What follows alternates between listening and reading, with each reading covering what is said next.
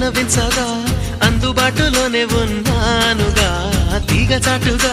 మూగపాటగా ఆగిపోకే ragamalika